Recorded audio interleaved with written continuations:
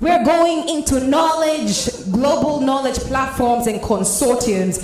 We're going into global knowledge platforms and consortiums. Now, the conversation we're about to have is one that is quite diverse, and I love how dynamic we have it. And so we're going to have a few different speakers come together, and we will keep all our questions towards the end. So we will have a few speakers back to back, and we'll keep all our questions towards the end. Without further ado, ladies and gentlemen, our speaker or presenter for now is a senior research fellow at UQ Sustainable Mineral Institute, specializing in socio-economic impacts and resource governance. He has led ASM initiatives globally, including designing Ethiopia's ASM strategy, and co-leads the World Bank Delve Exchange Program. Ladies and gentlemen, a hand of applause to economist and social scientist from the University of Queensland, Australia, Professor Fitsum Semero Welder-Gildas.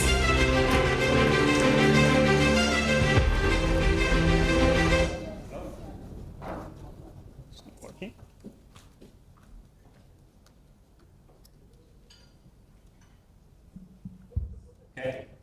Hello, everyone. Good afternoon. It's so wonderful to have a very capable MC who just gets us fresh and clear at every turn of every break of the day. So thank you so much for that.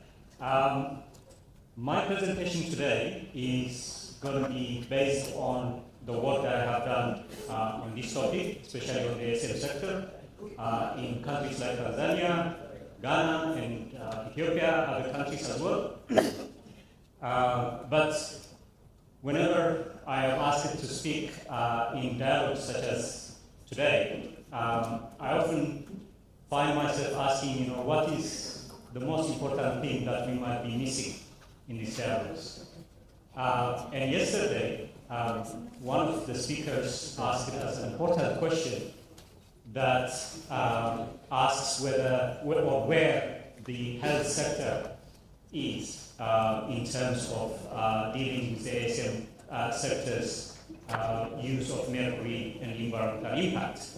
Today, I will ask another question, an important question of where the people are, the people who are at the center of the ASM sector, the miners themselves. It's very important to understand and have the perspective of miners in the decision-making around mercury usage and environmental impact management.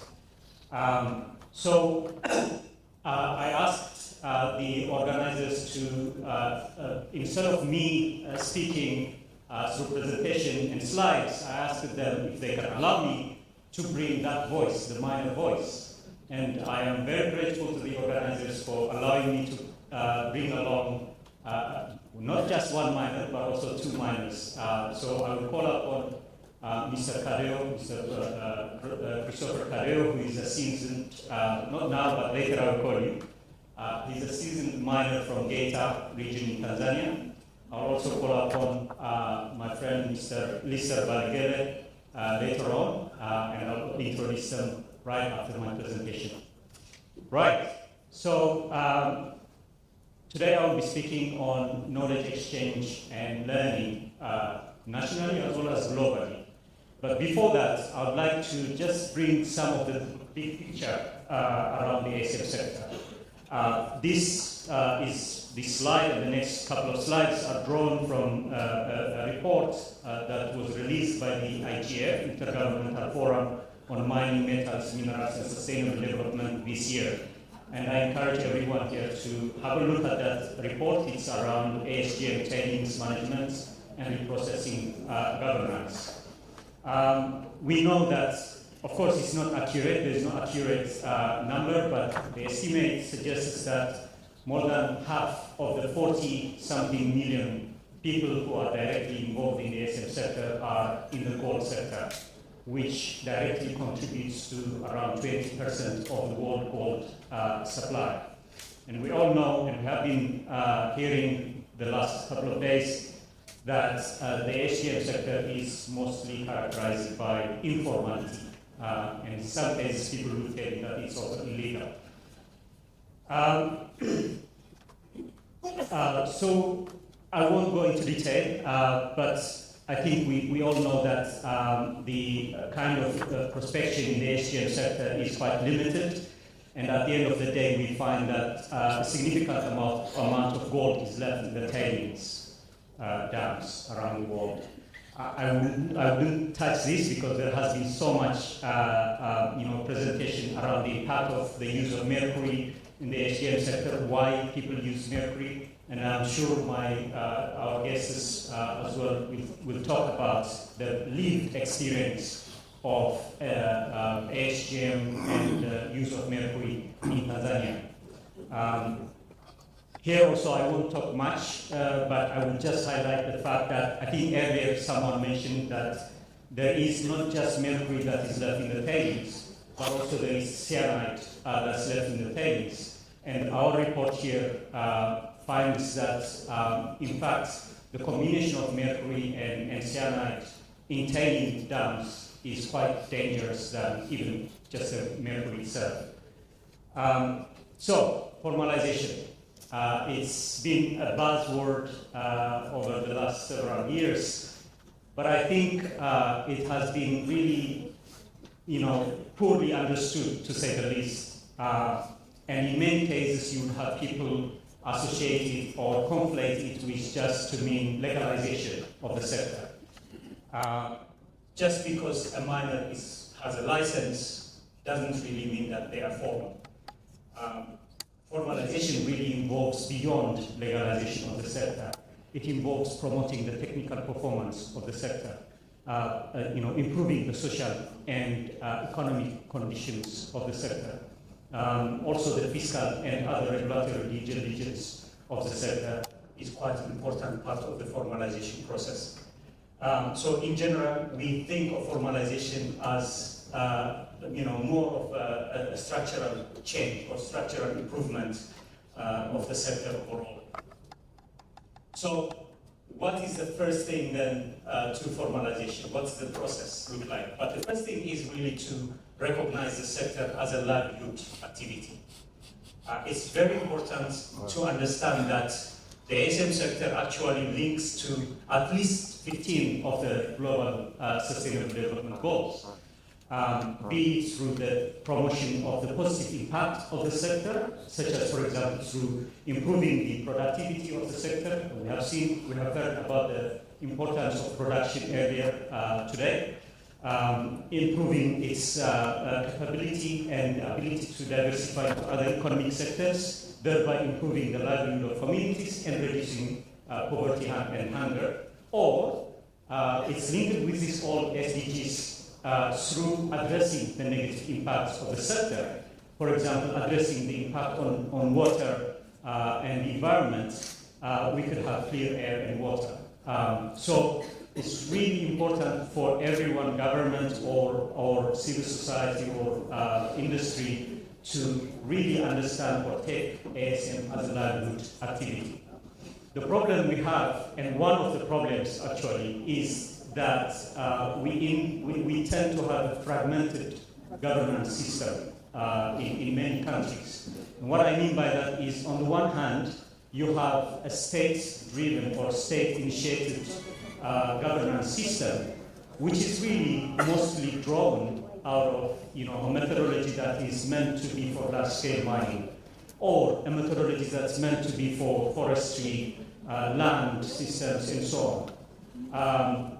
And also, most of the time, the state-driven governance system really doesn't engage the ASM sector. It excludes rather than includes the ASM input. It doesn't get the input from miners in order to come up with a robust governance framework. And in some extreme cases, and we have seen this in Ghana, unfortunately, is that there are some ad hoc initiatives or ad hoc measures, such as paramilitary activities, or setting a moratorium of 6 months to just get rid of what they call the land sale. And I think in many cases it's quite challenging to simply eliminate the sector. As yesterday the professor from the US, Professor Dan Butler, I think, suggested that we cannot eliminate the sector, but we can only manage it. And so I think ad hoc measures such as those extreme measures that we have seen in Ghana have failed, and we now are actually seeing more outcry against the ASM sector, which unfortunately derives from the lack of understanding of what the ASM sector is. Then on the other hand, you have non-state actors, including miners themselves and their associations, coming up with their own governance system or rules. And mostly this governance system by non-actors, especially miners, is drawn from indigenous knowledge, indigenous customs, traditions. And maybe this also adds to the fragmented nature of the governance system, unfortunately, but I think we could only have value by listening to the non-state actors' governance system in order to understand where they are coming from. And again, as we heard yesterday, people come into the sector from all walks of life, and it's important to understand, how they deal with the sector before we come up with a measure to addressing issues like mercury usage. So I think what we need as part of the formalization process is a broad-based, integrated, inclusive, and progressive and stepwise approach to formalization, which really tries to address the poverty issues in communities in rural areas as well. We need that collaborative spirit among the private and public sector if we are going to have a successful implementation of initiatives. So one of the measures that allow us, or one of the steps that we can take in order to achieve that broad-based approach is really to have a multi-stakeholder dialogue, which really involves knowledge exchange and learning among stakeholders that are not just miners, but also civil society organizations, governments, entities, and everyone that is involved in the sector. So at IIED, when I was there, we had what we call solution-oriented, inclusive, and ongoing dialogue. And it's a long, terminology, not just for the sake of terminology, but it's just to indicate that that type of dialogue is not just a one-off dialogue.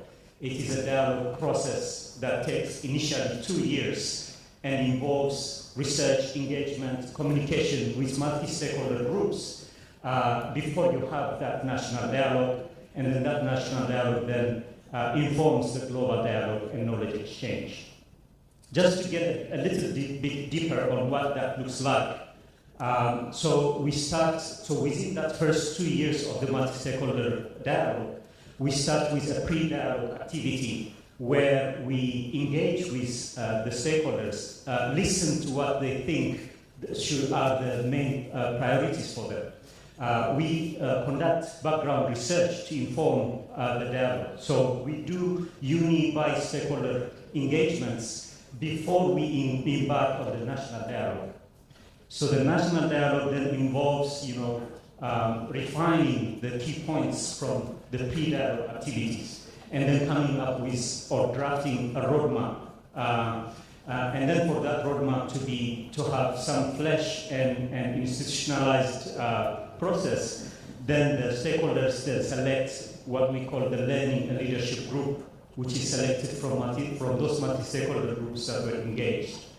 Then, once you have that draft roadmap and the learning and leadership group, then you start your post-dialogue activities, which is about refining the roadmap and then informing governments in terms of policy reform, as well as development partners in terms of involving in the sector. Then, of course, you have the action phase, which is more like an ongoing phase where you have an institutionalized framework for the implementation of the roadmap, and then a continued dialogue. So you see, dialogue is not just a one-off, it has to continue, because you need to, people evolve, things evolve in the sector, then you need to capture and you have to be current as you go. So throughout this process, communication and trust is promoted, strengthening the voice of miners. That's what I was saying before. Knowledge and information is shared, and partnership collaborations are fostered in order to have a better practice and beneficiation. So we implemented this type of dialogue in Tanzania, for example, in 2016 to 2019, whereby multi-stakeholder groups discussed and came up with a vision which they thought should be a responsible, inclusive, and sustainable artisanal and small-scale mining in Tanzania. And then they came up with these 5 key thematic areas that need to be focused upon in order to achieve that vision. So the legal and formal aspect of the ASM sector, a sector that is environmentally and socially responsible, active participation of women in the sector, productive. We heard earlier with Ashton Carter saying that the only way you can get the miners on board is really to address their productivity, and that is very important. And then the marketability of their minerals as well, finding the market for minerals. And then they have identified key activities for each of those thematic areas. Then there are, I won't go into detail, but there are specific, focus areas that multi-stakeholder addressed or identified in order to, reform the policy and regulation aspects of the government for research and knowledge activities, resources and capital capacity development, as well as communication and engagement, referring to that activity. And then the combination of all these activities would lead them to achieving that vision that they have identified initially. So after 2 years of dialogue in Tanzania, in 2019, the Learning and Leadership Group was selected, which was composed of NEMC, we have NEMC people here, from Mining Commission, we have participants from the Chamber of Mines as well, from miners themselves, from civil society organization, from MRI as well. So that Learning and Leadership Group then met regularly to refine the roadmap that came out of the national dialogue. And then they thought that the Learning and Leadership Group needs to have a home, an institutional home. And they came up with a platform, I would call it a change platform, called FADEB. And the gentleman who was showing us really fantastic dance moves is from FADEB, the Foundation for Artisanal and Small-Scale Mining Development in Tanzania. It's based in Dar es Salaam, and the theory of change of FADEB is really simple and clear. And it aims to really work with artisanal and small-scale miners and the other stakeholders to empower, connect, and reform the sector. And they do that by first focusing on really a few mine sites. So they have identified 3 mine sites, more like model mines. And they have been working with them with focused areas along these 3 key themes in order to promote the inclusive, formalized, responsible, sustainable, and productive sector. Then, as they do that, it's important for FADEB to communicate regularly with the Tanzanian government in order to, inform policy based on their work, but also in order to receive advice, alignment with policy aspect of the government. It's quite important. At the same time, they should also engage with the global network in order to disseminate whatever comes out of their activities, as well as really incorporate some of the good practices that are out there. We have done the same as well in Ghana previously in 2015, 2016, and similarly, the Ghanaians also identified 5 key thematic areas, which are this, as you can see there. And that was also robust. We had learning and leadership group in Ghana as well, of which I think Professor Amankwa was part of as well. So, key lessons of the dialogue program. Well, it's really important that we have to avoid prescribing narrow focus. You know, we can't just go into the mine sites and come up, you know, okay, these are the key specific measures to address mercury use in this sector. You need to have a very comprehensive and broad-based aspect to that speaks to each and every aspect of their operations. You have to be inclusive of marginalized voices. That's what I was saying earlier. You know, it's important to get the input and agency of miners in every intervention.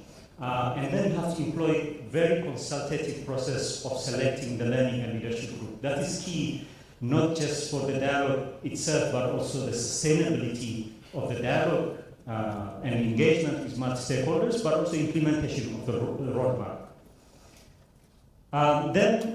In my current role, I have been working with the University of Queensland in Australia on a World Bank initiative, which is called the DERV Exchange Initiative, which is different from the DERV database. I think many people are confused. So the DERV database is different, but they are linked in some ways because they are the World Bank initiatives. But the DERV Exchange is, our motto is by miners for miners, to suggest that we as a university are just facilitating or supporting the engagement, the knowledge sharing between miners themselves. They are the ones who share their stories with the other miners across continents.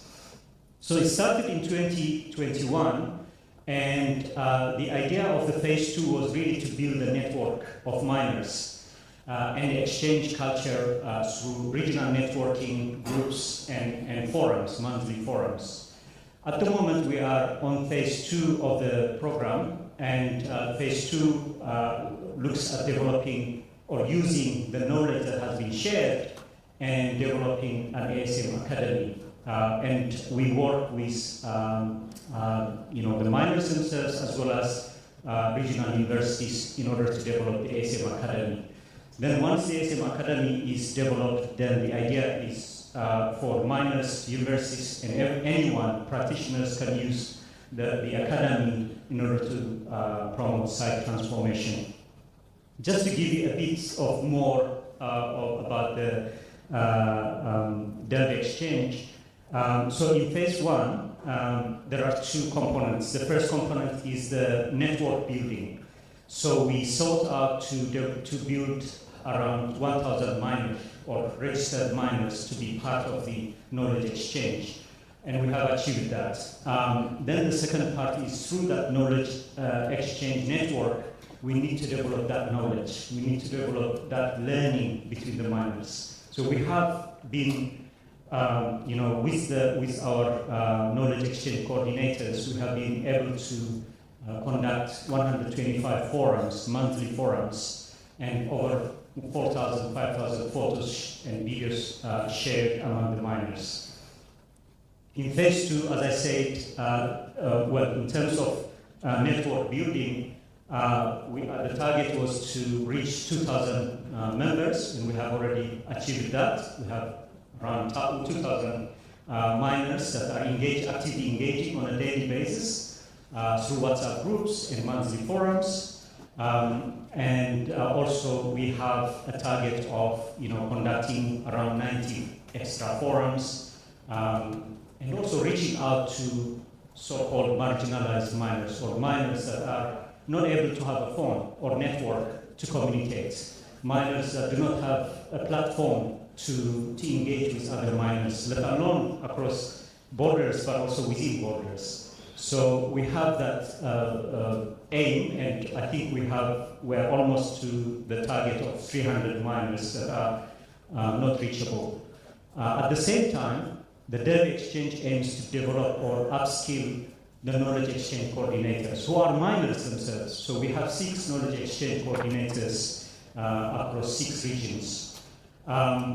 So The ASM Academy is part of phase 2, as I said, so it feeds off the knowledge exchange network, the knowledge shared by the, not the knowledge exchange network, but the knowledge exchange knowledge, the dev exchange knowledge. And then the aim is once the academy is developed, then it will feed back to the network and beyond as well. So what does the ASM Academy look like? So we have 6 modules, learning modules, across these 6 topics. So 2 of those top modules are core modules, which touch upon every aspect or most of the most important aspects of the ASM sector, including environment. We have the health and safety module, we have the mining value chain and diversified investment, mining technology, managing and caring for site and community, and gender equality as well. So as I mentioned earlier, we have 6 knowledge exchange coordinators, and the 6 regions are Africa English or English-speaking African countries, Africa French, Africa Swahili, for which Mr. Balegele is our knowledge exchange coordinator. We have South and Central Asia group, and we have South America and Southeast Asia and the Pacific. In addition to the 6 knowledge exchange coordinators who are also minors, we also work with 10 knowledge exchange ambassadors who work closely with the knowledge exchange coordinators. And as I said earlier, we work with 4 regional academic partners, and I'm delighted to say that we have a memorandum of understanding to work with UMass, University of Mines and Technology in Ghana. So these are just some of the photos just to demonstrate how the knowledge exchange happens. So as you can see, the first photo shows Indonesian miners and miners' wives participating using sharing mobile phones in monthly forums. We have on the other photo from Rajasthan in India, where silicosis patients are significant, and these are widows of those that were victims of silicosis, and they participate in the dev exchange through, as you can see, one phone there. So in terms of impact, the dev exchange, among many impacts and more to come, is through the knowledge exchange coordinators, we were able to contribute to the new World Bank report. I don't know, many of you might have not seen this, so it just came out recently, and it's a very good report. I encourage you to have a look at it. It just actually shows how the World Bank has evolved as well over the years in terms of how it deals with the ASM sector.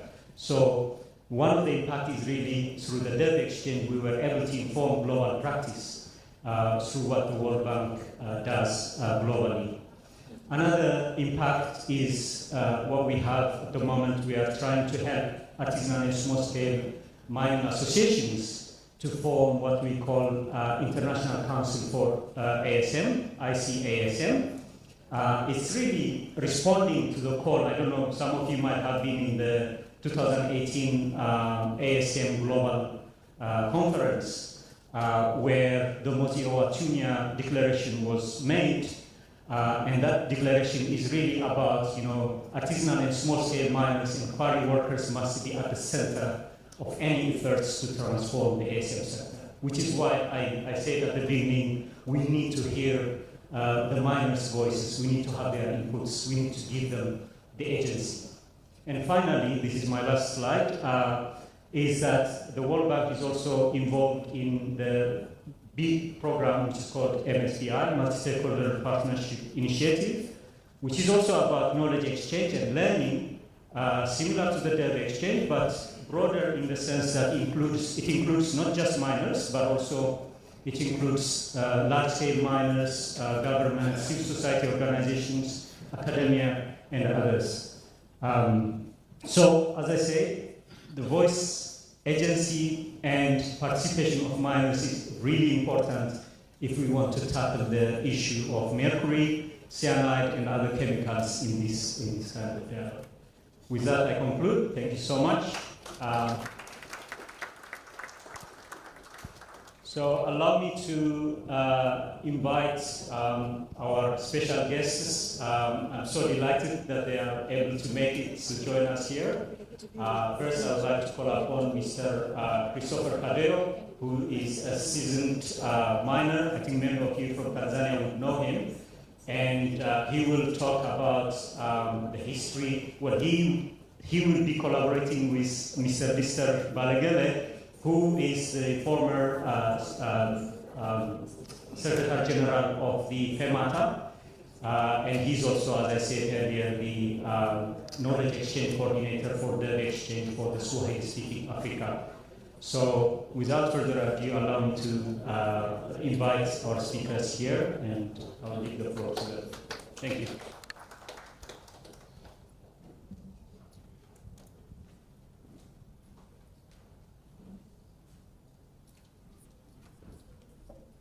As they head off, come on stage, let's just give them another hand of applause. These are the miners who speak about.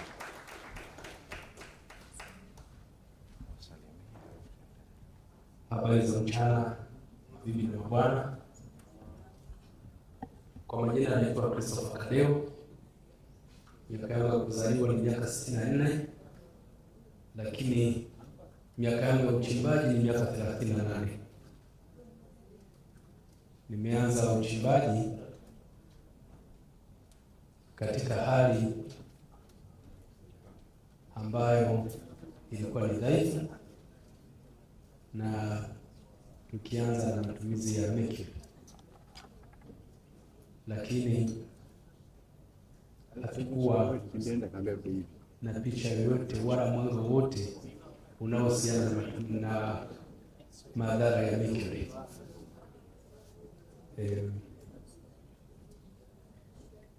Ladies and gentlemen, in front of you is Mr. Cadeo, Christopher Cadeo.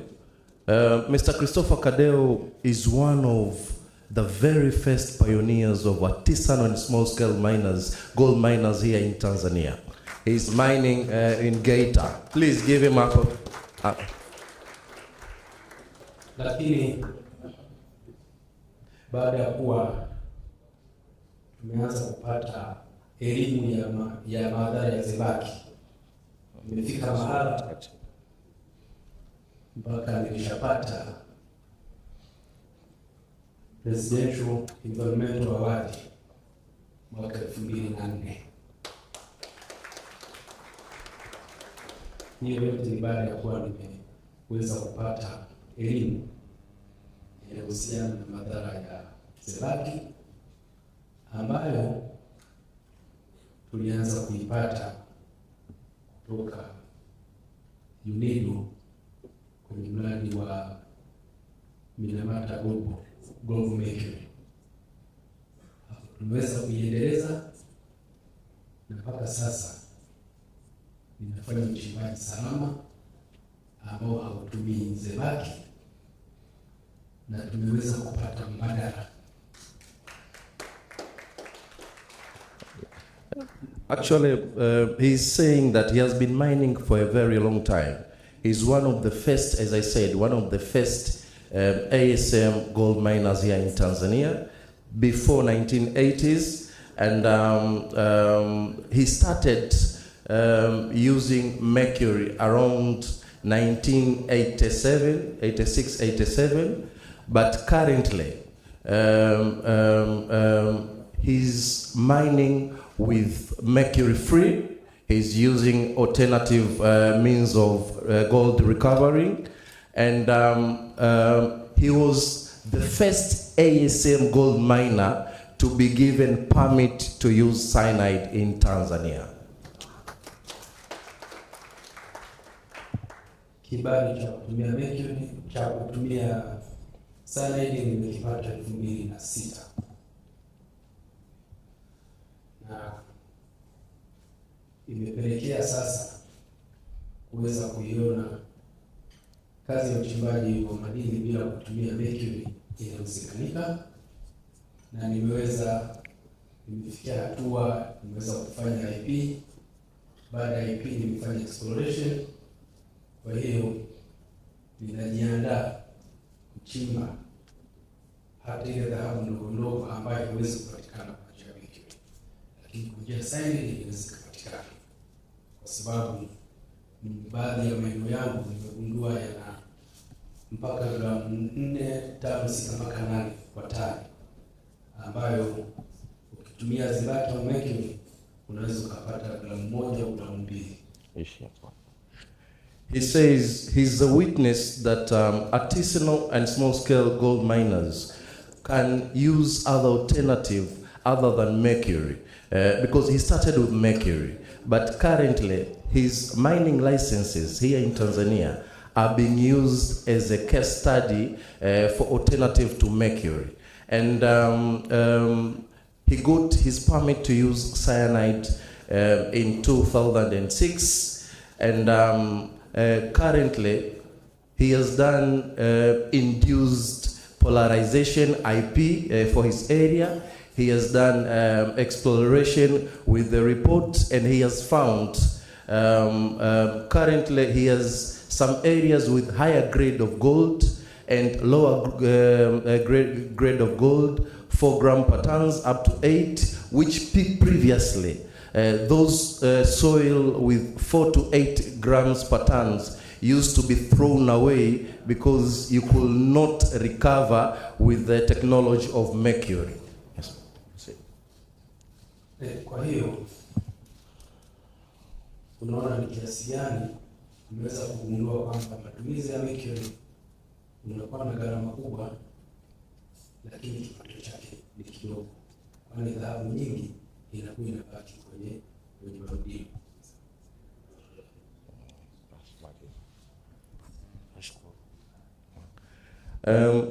Like he's saying that with the use of alternative has a lot of benefits to ASM miners, because even the lower grade you can recover, and the rate of recovery is higher.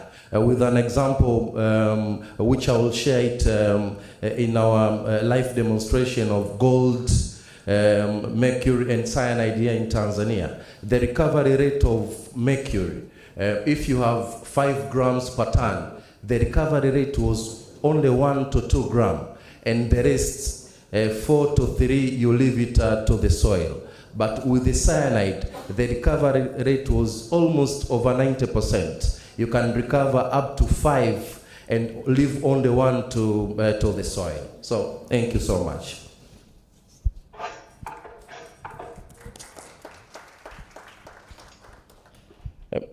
My name is Lista Balegele. I will be doing live demonstration of gold, mercury and cyanide history here in Tanzania.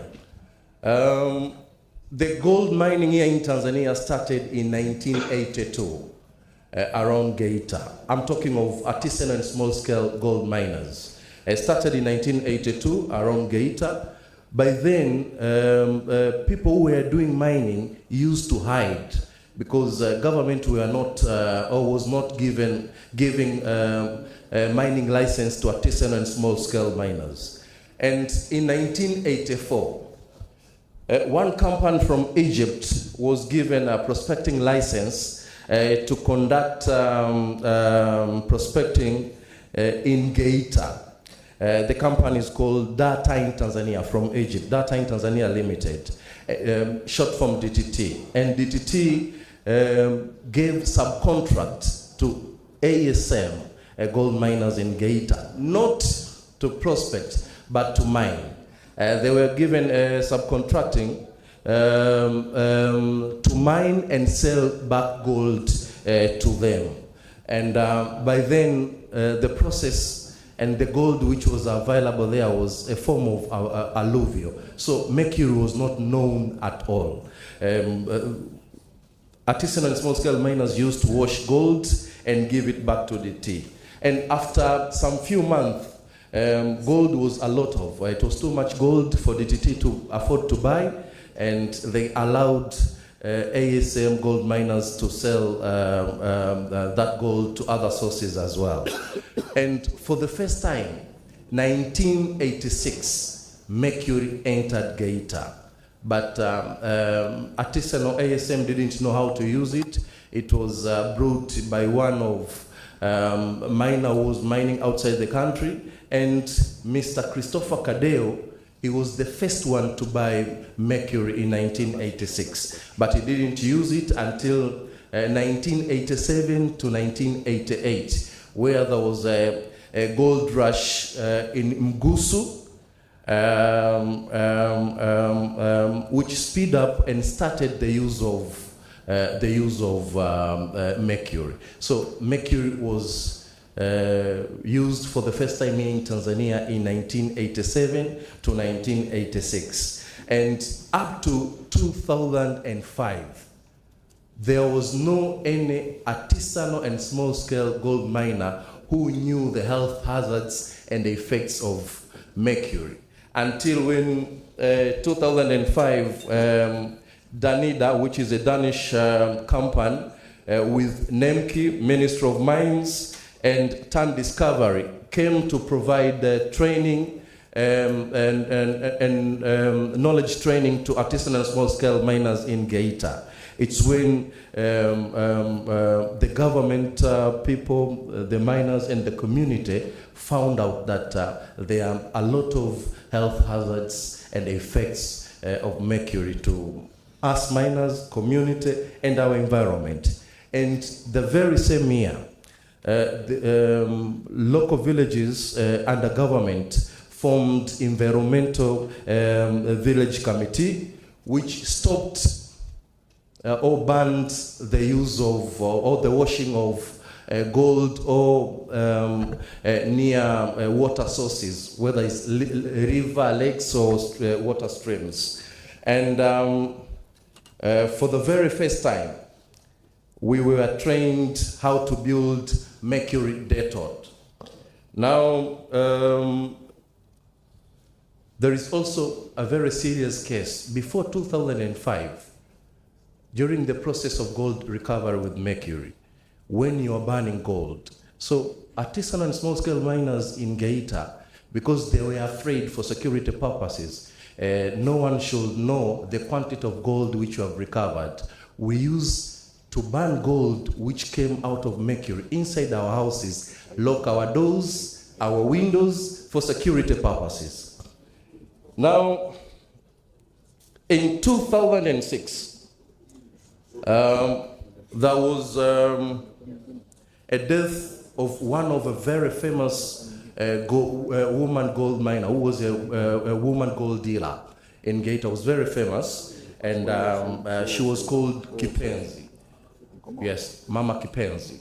And she passed away inside while she was burning mercury in her house. And since then, the Mama Kipenzi has been used as a case studies to tell ASM gold miners that how hazardous mercury is. Sorry.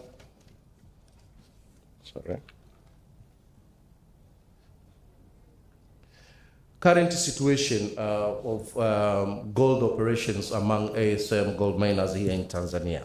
A lot of things have changed.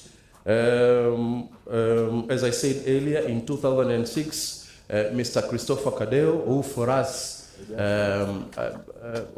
I will introduce myself later. She was saying that I have not introduced myself. For us, ASM, artisanal and small-scale miners, he's one of our founding fathers of ASM here in Tanzania.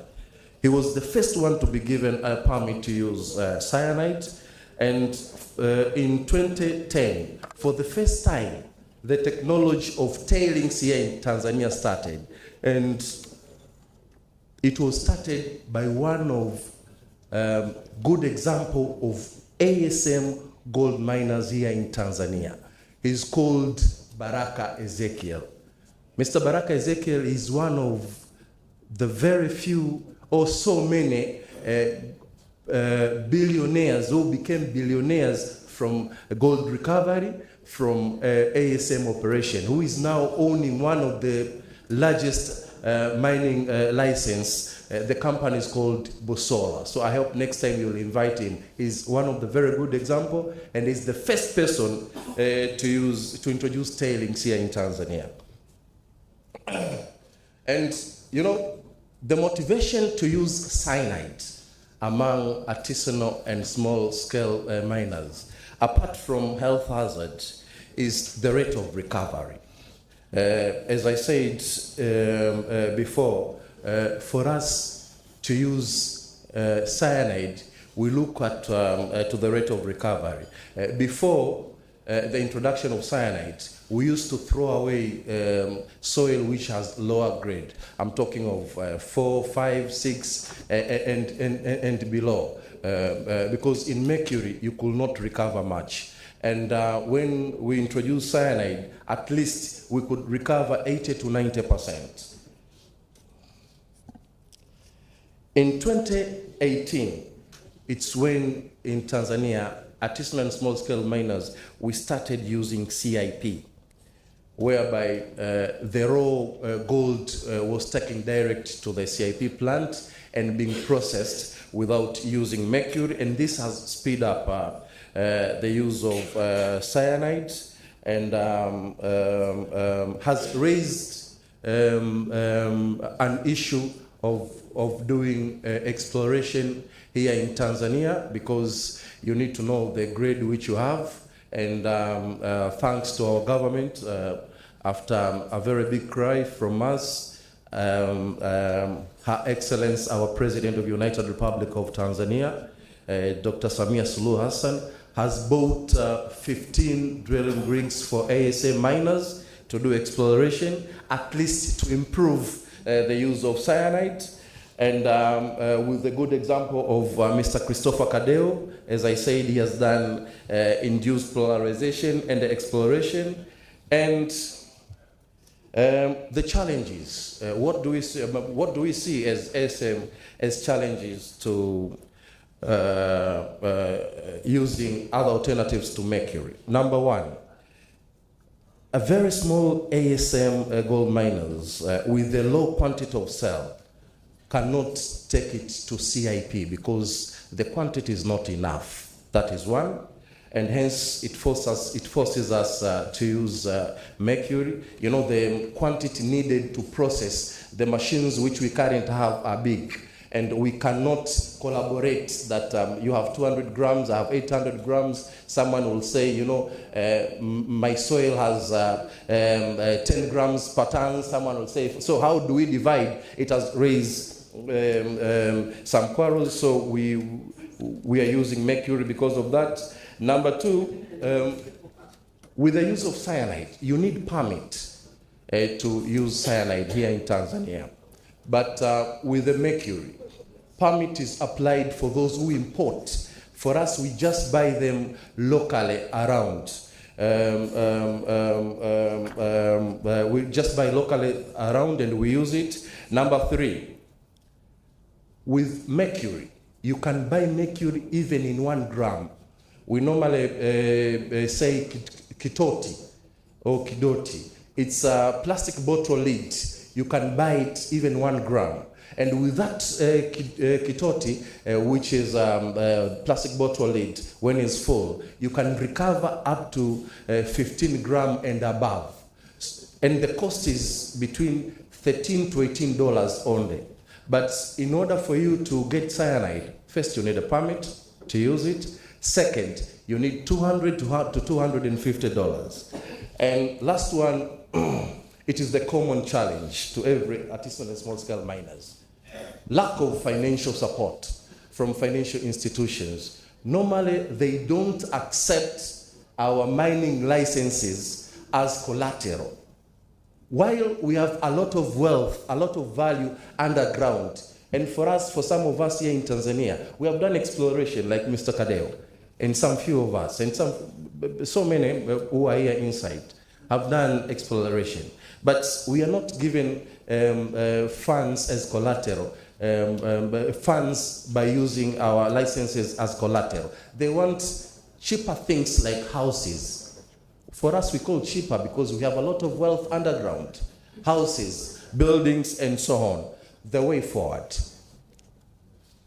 Ladies and gentlemen, a lot of effort has been done to get an alternative to mercury in Tanzania. But to a very small artisanal and small-scale miners, we feel like the alternative has not yet been discovered. In order for alternative to cover, to be the alternative for mercury for artisanal and small-scale miners, has to have 5 things. Has to be cost-effective, number 1. Has to be available.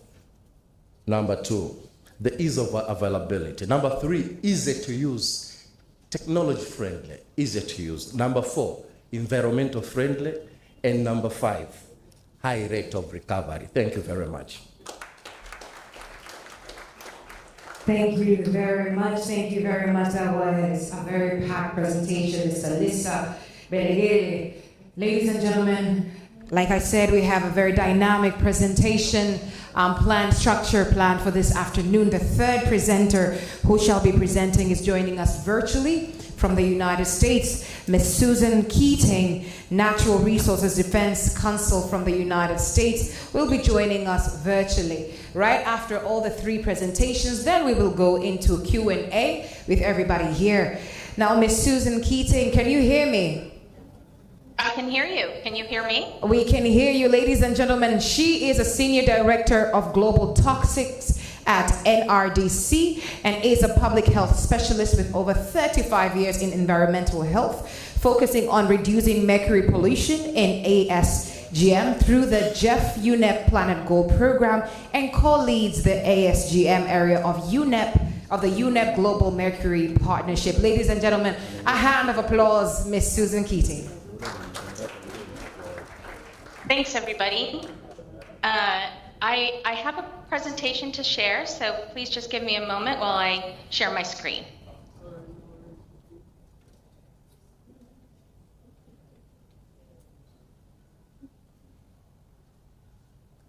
And sorry for the technology. Actually, sorry about that. And I'm sorry I couldn't be there in person with all of you. I'm really sorry I missed the dance party. But I did see you, and I wish I'd been able to get pictures of you. So I'm sorry, I'm having a little bit of trouble with the technology. So is there someone there who can share my presentation locally? 100%, we can share your presentation, Ms. Keating. Thank you. Coming up. Thanks. Appreciate it. Okay, great. So again, thanks for inviting me to be at this meeting virtually. As was said, my name is Susan Keene. I'm the global coordinator for the Planet Gold program. And the Planet Gold program is quite a large program. I'll talk about it a little bit, but today I'm really focusing on the global knowledge management platform in keeping with the theme of this session. So for those of you who are unfamiliar with Planet Gold, it is funded by the Global Environment Facility in its capacity as the financial mechanism for the Minamata Convention on Mercury.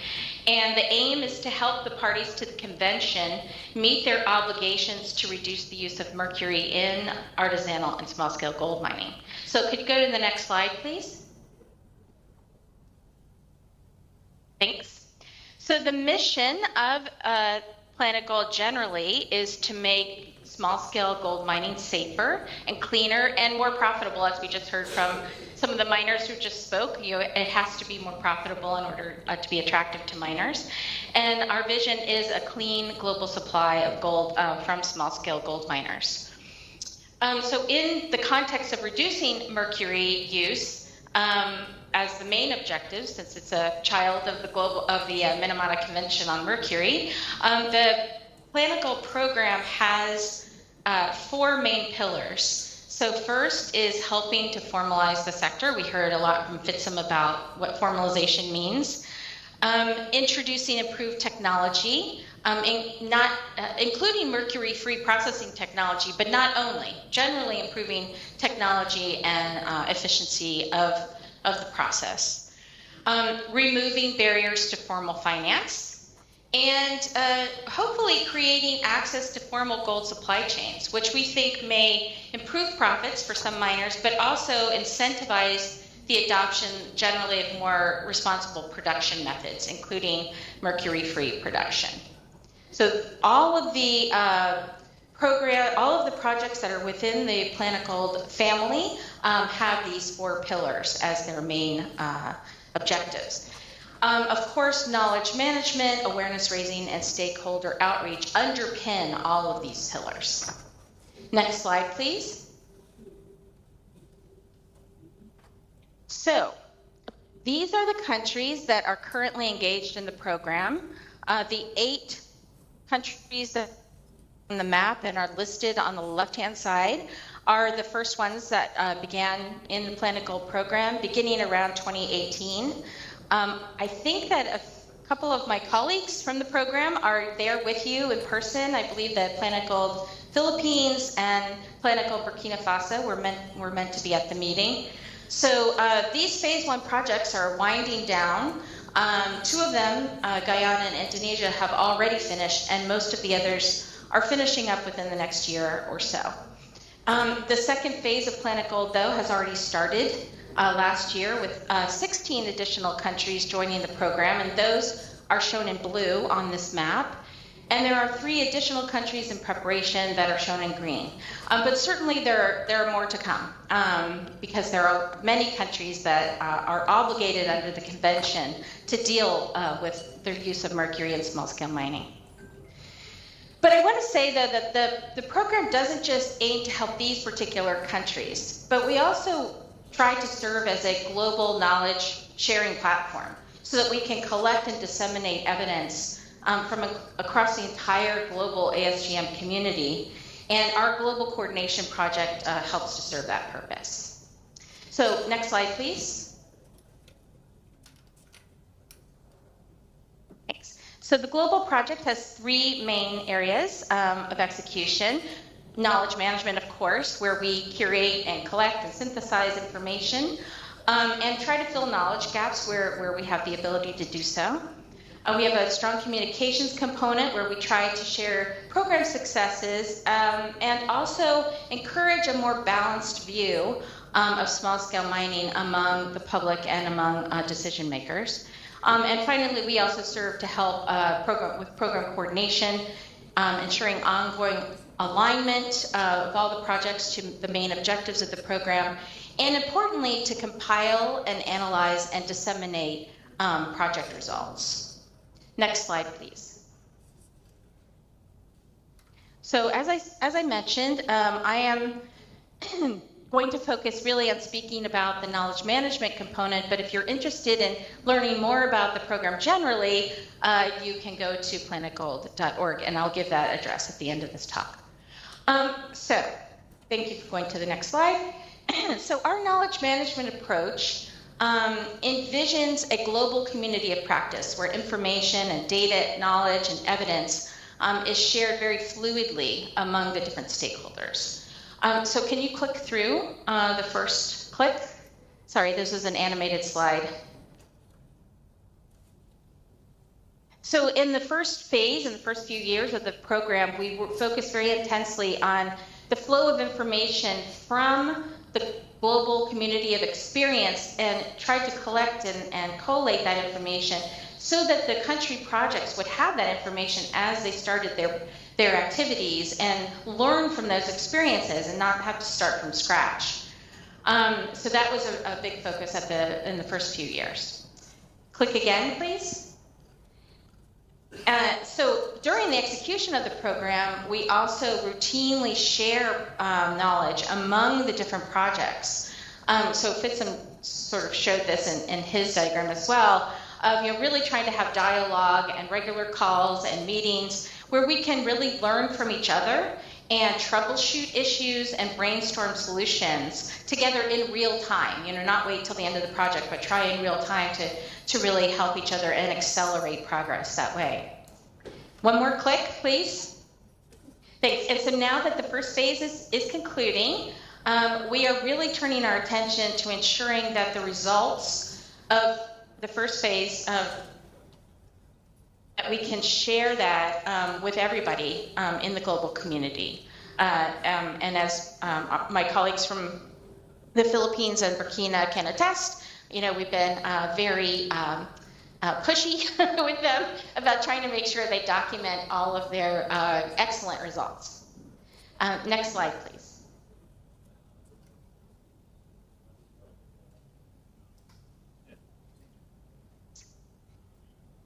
So we use multiple approaches to knowledge sharing and management within the program. So the program design recognized the value of in-person engagement for creating a sense of shared purpose and building the trust that underlies honest knowledge sharing. So people within the program are willing to talk about not just their successes, but also really openly discuss challenges, which is the only way you really learn, is to really openly discuss problems and their solutions. And of course, the COVID-19 pandemic, which started just after our program launched, hindered our ability to host in-person events. But in late 2022, we hosted our first in-person annual program meeting, which is pictured on the left. And in June of this year, we held an in-person global forum in the Philippines. We also routinely attend knowledge sharing events like the OECD Responsible Minerals Forum, the International Conference on Mercury as a Global Pollutant, mining investment conferences like PDAC, and other kinds of events like that. So we really do try to be in the mix, of sharing and exchanging knowledge around the community.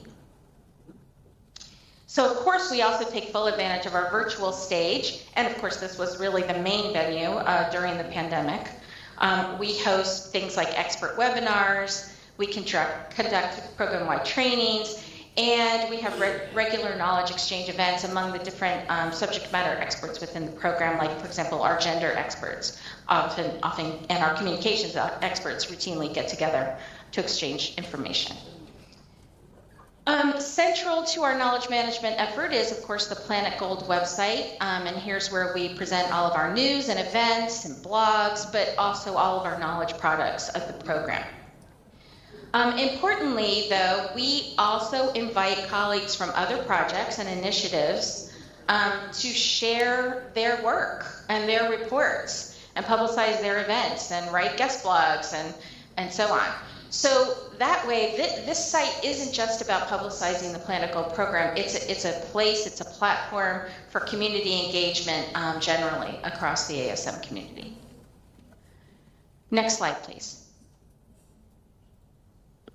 Great. So the website, of course, does include this knowledge repository, which contains a wide range of reports and sources. And we also link to other relevant websites and knowledge hubs, such as the Delve database that Fitsum referred to, which is not the Delve Exchange program. Next slide, please.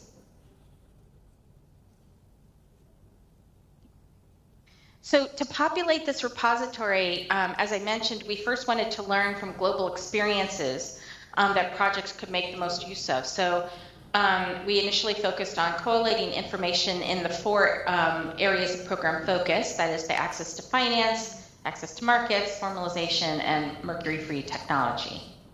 Next slide.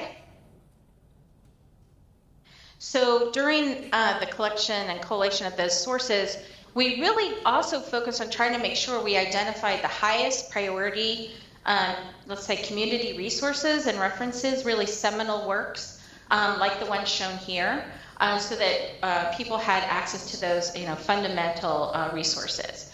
If you think there's anything missing, please let us know. We're always happy to add to the database. And to date, the repository has about 900 resources, and it's always growing every day, of course. Next slide, please. So even though the repository is a searchable database, nonetheless, there's a lot of material to wade through. So as a next step, we've been curating all of this literature. So next slide, please.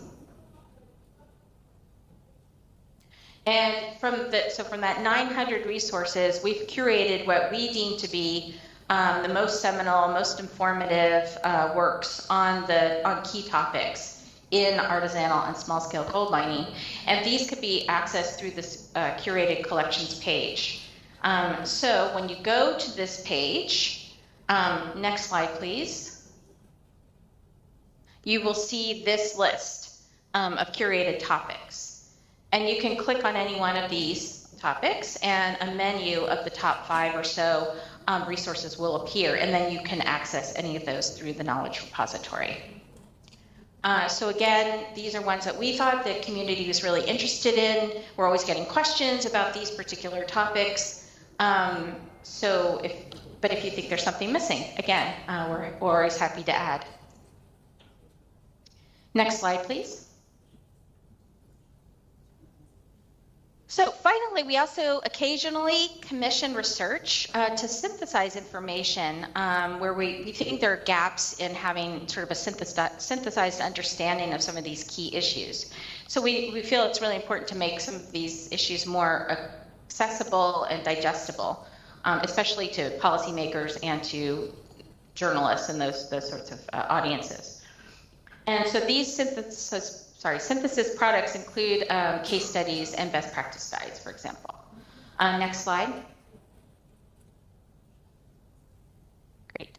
So just to give you a few examples and also to make you aware of the existence of these resources, here are some examples of studies we've commissioned over the last few years. We did a review of the global experience on access to finance, which was originally commissioned in 2020, but it was recently updated just this past summer with with more recent examples and also case studies. So if you want more information about that, you can ask Candice Jumois, who's in your audience and who was dancing earlier. She was working on this and has a lot more information about it. We also commissioned a study on how taxes, fees, and royalties of the sector in different countries, and of course also affect the flow of gold, let's say, across borders, either illegally or legally. And then last, but certainly not least, we collaborated with PACT, with Daniel Stapper, who's also in your audience, who co-financed this work, to create a guide to best management practices for cyanide use in ASGM. And we've heard also just from the miners about the growing importance of cyanide in the sector. Interestingly, this is our most popular download from the site, so you can see how much interest there is in this topic. I want to emphasize that the Planet Gold program does not endorse or promote cyanide use, but we acknowledge that it occurs, and there are places where its use is legal in small and medium scale settings. So for those cases, this guide provides guidance on those best management practices. Next slide. We've also commissioned documents on topics related to the creation of responsible supply chains and conducting due diligence. So first on the left is a report that's a nice report on overcoming practical barriers for integrating responsible ASGM gold into international supply chains. Some of the very practical issues like transportation and security and export licensing and things like that. In the center is also a product we actually wrote in 2021, so it's almost certainly outdated by now, on supply chain technology solutions, such as traceability solutions for Planet Gold projects that are producing responsible gold. And on the right-hand side is a recent work we did actually with colleagues of FITSIMS at University of Queensland and also Resolve to create a guide on how small-scale miners can engage with indigenous peoples and other rights holders who are working in their area, including where they need to obtain free prior informed consent. And this includes a compendium of legal requirements for FPIC in many Planet Gold countries, as well as a summary of different tools that are available to guide that engagement. Next slide, please. And so, of course, as I said, it's one of our main responsibilities to share information that's being developed in the Planet Gold projects themselves. And so over the last few years, as the program has unfolded, we've produced reports on an annual basis to share our progress. And we've also created narrative reports for our stakeholders on a quarterly basis. And then as of 2023, once we emerged from the pandemic and the projects really started to produce tangible results from their activities, we've begun to report data results for these common cross-programmatic indicators that are indicated here, including the tons of mercury that we've avoided, on the number of miners that the projects have supported in their formalization, the amount of gold that has been sold to formal markets, and the amount of financing that has been made available under different finance mechanisms developed by the Planet Gold projects. Next slide, please. Great. So now that phase one is almost over, we are, as I said, turning our attention to more thoroughly documenting the program results and with cross-program reviews of what the projects have done in all the different countries. And these aren't just, I want to make sure it's clear, these aren't M&E reports. These are not monitoring and evaluation of their, whether they achieve their project objectives. These are more narrative reports about the strategies that were used, what exact activities they undertook in these different areas, and what the outcomes were, with reflections on what's worked and what hasn't worked. So we're sort of, neutral observers, and our goal really is to just create this evidence base of what happened in our program so that others can build on this evidence. So to date, we've created a summary of the technology transfer experiences that the different country projects have had so far in transferring mercury-free technology. We've also created a cross-program analysis of the financial access interventions and documented our experiences with creating supply chain mechanisms. We currently have a consultancy to write a similar cross-program assessment of the formalization interventions as well as communications activities under the program. Next slide, please.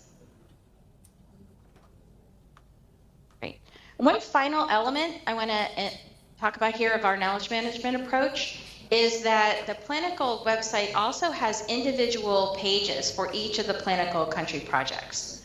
So the global project created and maintains the planetgold.org website, but the country projects are meant to use their country page on the website as their own project website and populate it with all of their project materials and information and news, etc. And so this means that all the information about the program can be found in one place. You don't have to go searching to 25 different country project websites. And that's helpful for those who want to learn about what's going on in the program as a whole. And it also contributes to the sustainability of the information, because the Planet Gold program website is likely to remain live longer than any individual project site will remain active. So that is, even after even after a project closes, the learnings obtained from their work will still be part of the Planet Gold program as long as the program is active. So that really will help with making sure that others can learn from the experience. Next slide. And that's my final slide. Thanks for your attention. And here's my email address if you have any further questions about this presentation. Thanks. Thank you very much, Ms. Susan Keane. A hand of applause to that for going in depth in Planet Gold's work. Ladies and gentlemen, before we go into Q&A, I'd like to just give a special opportunity for Mr. Lister to share one last thing before your questions.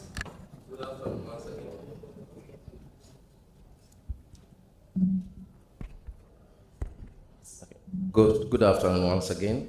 I'm told I didn't introduce well myself. My name is Lister Festo Balegele. I am the director of Life Business Group of Company. It's a mining company around several places here in Tanzania, gold and industrial minerals. I'm a former Secretary General of Federation of Miners Association here in Tanzania with approximately 6 million members. I was there for 10 years.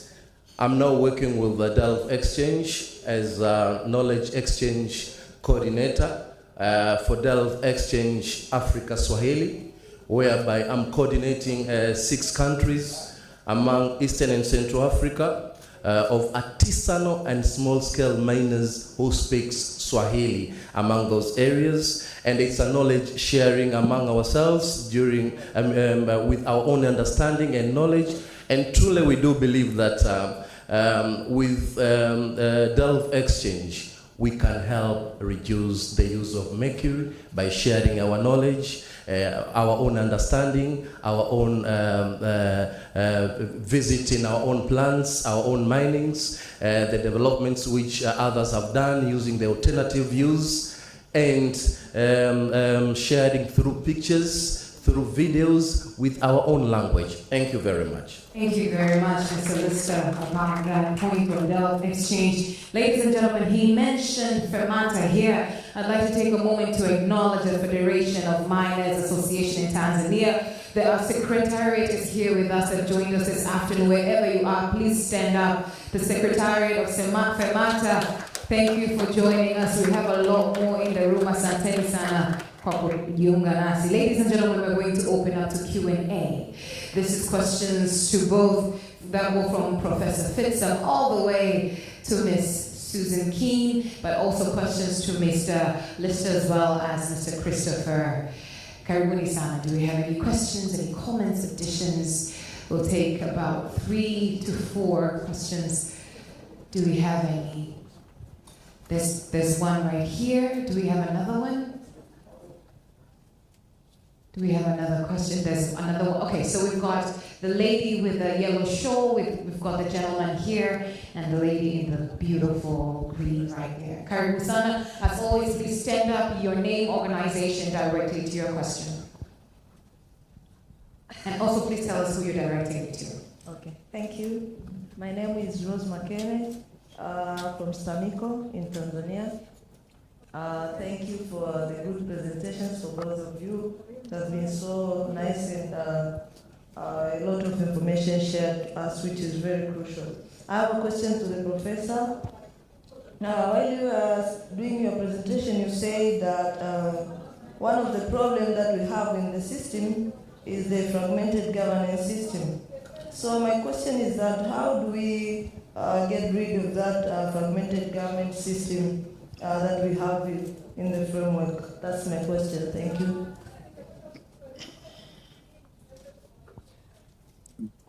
Yeah, my name is Gregory Kibusi, and I'm the General Secretary of Shinyanga Region Miners Association, and of course I'm a member of the Technical Committee of the Environmental Health and Program of Tanzania. My question goes to Ms. Susan.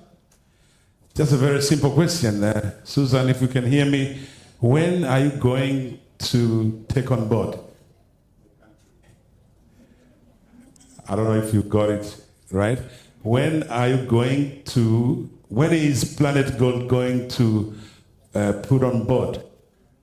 I mean, my country, my Tanzania. When? Thank you.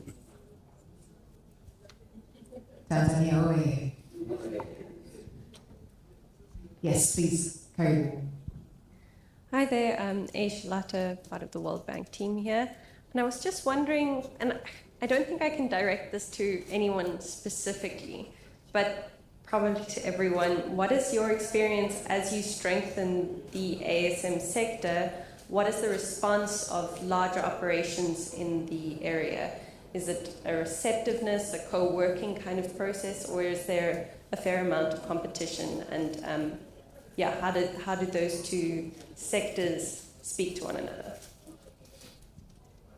Thank you very much. I think what we'll do is we'll start with the first all the way to the last question. And please a note, when you're introducing yourself or perhaps giving, as you're responding, should you mention an organization, please give us the long form of the organization because not everybody is privy to the abbreviations. Thank you very much. Hello. So the first question, whether or how to get rid of fragmented governance framework that I have mentioned earlier in my presentation. I think I would like to answer this question in two parts. The first part, a response. The second part, kind of a question. So the first part, actually, I mentioned it earlier. I mentioned the fact that the fragmentation of governance does not only, relate to the state-based governance or governance system, but also added to that is the non-state governance system. So, but then I also mentioned that one of the key aspects to going forward is really to understand and involve the non-state actors in terms of, reforming the governance system. You need to have their input. I mentioned that there is an indigenous knowledge, custom, and tradition that the, especially mining associations such as FEMATA and FEMATA, the Federation of Miners in Tanzania, as well as REMAS, which are the regional miners associations. There's a wealth of information, wealth of knowledge, indigenous knowledge that you can gain from them. As I said, it's well documented. Actually, there was a paper focusing on Ghana where they suggest that in order to have, unfortunately, yes, I said the fragmentation is also added by the fact that ASM sectors or ASM actors also tend to have their own rules and regulations in order to fill the vacuum that is left by the state. But then I think we cannot escape the fact that there is enough practice-based information and knowledge from that non-state-based governance system that we can take on board in order to reform our governance system. In terms of question, I think we have representatives from Ghana, from Zambia, from Tanzania as well. I think the question that we need to ask ourselves is that, to what extent are government-based authorities, for example, in the case of Ghana, the APA, as well as the Ghana Mining Commission, to what extent do they speak to each other? Are they coordinating their efforts? How many rules and regulations are put out by the Mining Commission versus by the APA? The same with NEMC and Mining Commission in Tanzania. Can we ask ourselves, are we coordinating our efforts? Are we going along together in terms of dealing with the ASM sector? Or are we competing with each other? Are we having overlapping rules and regulations? Is there a power play in this case? So I think it's a very fair question to ask ourselves in order to move forward, I would say. But I can give maybe the floor also to get an idea, comments from the miners, if possible. But yeah. Lister, you want to? Okay. All right. Susan Keane, over to you about when Planet Gold or the program is coming into Tanzania. So that decision is really up to the government of Tanzania. The way that these projects work is the government works with a UN agency to make a proposal to the JEF in order to request the funding. So I think that a representative of the JEF is attending your meeting, and you can ask him for more details about that process. But certainly as a party to the convention, and as I think they've completed their national action plan under the Minamata Convention, they are well primed and well prepared to take on a Planet Gold project, and we would welcome them to the family. Thank you very much. Mr. O'Neill is right here, ready to respond. Karibu-san. Thanks. Thank you. And Susan, I knew you were going to throw that question to me. So now just checking. I mean, but from yesterday's discussion of the Tanzanian project, the work that you've already done and the achievements that you've made are very much aligned with the work that we have in Planet Gold. One of the key aspects of Planet Goal, as Susan mentioned, is the access to finance and access to foreign markets, which, I'm just looking at my notes quickly. You're rapidly ramping up your cyanidation facilities, so it'll be interesting to understand how the financing for that works and how that can be scaled. And from what we heard yesterday, the project in Tanzania is set to reduce 30% of your mercury in the HCM, which is also pretty good. One of the things you did need to have to join the program was your National Action Plan, and I just quickly checked the status of that, and Tanzania has submitted the National Action Plan to the Minnesota Secretariat. So as Susan said, the government will need to decide if they would like to join the program. Bearing in mind, World Bank is working here on HCM, so and that's one reason that I'm here this week as well, is to understand how some of these projects can be scaled, and looking at the priorities of countries in terms of future programming. And just one correction, it's not, you don't have to go through UN agencies, which has 18 agencies. They're made up of UN agencies, regional development banks, multinational development banks, and some large NGOs and national banks as well. You also have some national banks, like the Development Bank of South Africa, which previously was only operating in South Africa for JEF implementation, but now they can work throughout the Africa continent. So that's also an additional agency you have in this region. Some projects, some countries like Ghana, for example, which is in this program, is already in Planet Goal. They decided to come on, and Senegal, which is doing the electronics part of this program, and we just today finished a review of that project. So hopefully we'll be joining Planet Goal shortly. So the short answer is that yes, Tanzania can apply to the Planet Goal program. We are listening to see what this current investment has yielded in terms of results.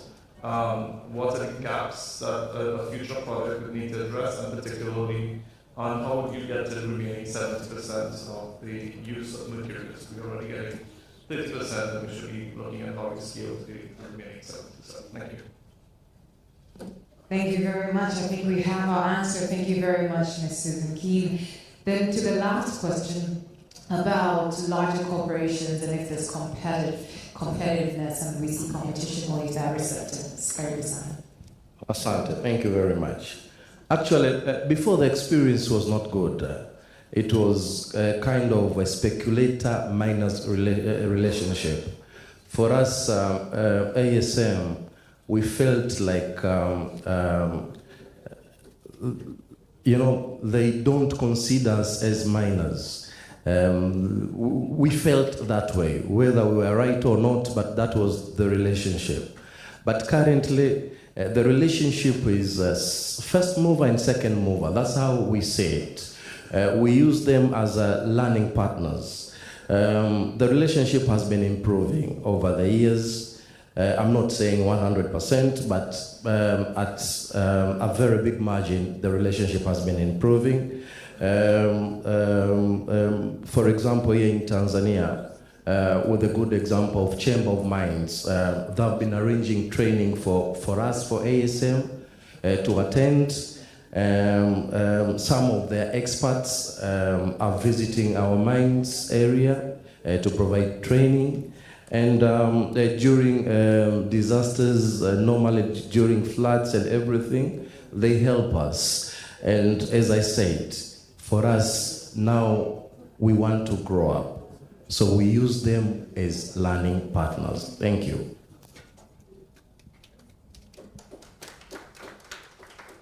Thank you very much. Do we have a final question? We have room for one final. All right, Karim Sana.